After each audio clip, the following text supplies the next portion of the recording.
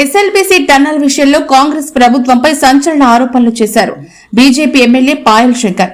SLBC tunnel పనులు GSI అధికారుల permission, నిపుణుల సలహాలు తీసుకోకుండా కాంగ్రెస్ ప్రభుత్వం ఎలా మొదలు పెట్టిందని, ఎస్ఎల్బీసీలో నీళ్లొస్తున్నాయని 2019-20 సంవత్సరంలో అప్పటి బీఆర్ఎస్ ప్రభుత్వం పనులు నిలిపివేసిందన్నారు. ఈ కాంగ్రెస్ ప్రభుత్వం రాగానే జీఎస్ఐ వాళ్ల సలహాలు, నిపుణుల సలహాలు తీసుకోకుండా పనులు ఎలా మొదలు పెట్టారని ఆయన ఆగ్రహం వ్యక్తం చేశారు. 4 సంవత్సరాల తర్వాత పనుల ఎస్టిమేట్ పెంచారు.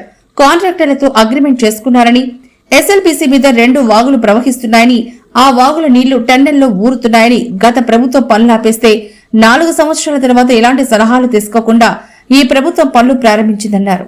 ఇప్పుడు జరిగిన ప్రమాదం కాంగ్రెస్ ప్రభుత్వం వల్ల జరిగిన ప్రమాదం. ఈ ప్రమాదంతో మొత్తం ప్రాజెక్టు ప్రమాదంలో పడిందని ఆయన అన్నారు.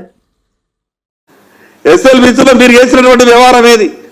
2019-20 సంవత్సరంలో ఎస్ఎల్బీసీలో పనులు ఆగిపోతే 2024-25 సంవత్సరంలో మీరు పనులు ప్రారంభించారు. ఎస్టిమేట్లు పెంచారు, కాంట్రాక్టర్తో అగ్రిమెంట్లు చేసుకున్నారు, ఎక్కడెక్కడ ఎట్లెట్లా వ్యవహారం జరగాలనో మిగతా విషయాలన్నీ కూడా మాట్లాడుకున్నారు. 4 సంవత్సరాల తర్వాత ఆ టన్నెల్ పనులు ప్రారంభించేటప్పుడు జిఎస్ఐ వాళ్ళ అడ్వైస్ తీసుకోవాలి. ఒకసారి సొరంగం తవ్విన తర్వాత దాని రూపురేఖలన్నీ కూడా లోపల మారిపోతాయి. ఒత్తిడికి ఆ సొరంగం గురవుతుంది. ఆ రకమైనటువంటి ఎక్కడా కూడా మీరు ఆలోచించకుండా ఉటావుటిన టీఆర్ఎస్ ప్రభుత్వం చేయనటువంటి పనిని మేమేదో చేసినామని చెప్పి ఈరోజు గొప్పలు చెప్పేటటువంటి ప్రయత్నం చేస్తున్నారు కదా.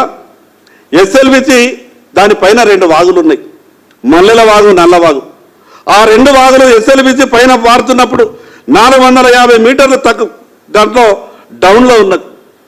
4 సంవత్సరాలు ఆ సొరంగంకు పొక్కబెట్టిన తర్వాత 4 సంవత్సరాలు అది అట్లనే ఉంటుందా? దాని పూర్తిగా డీటెయిల్గా స్టడీ చేసినటువంటి బాధ్యత లేదా?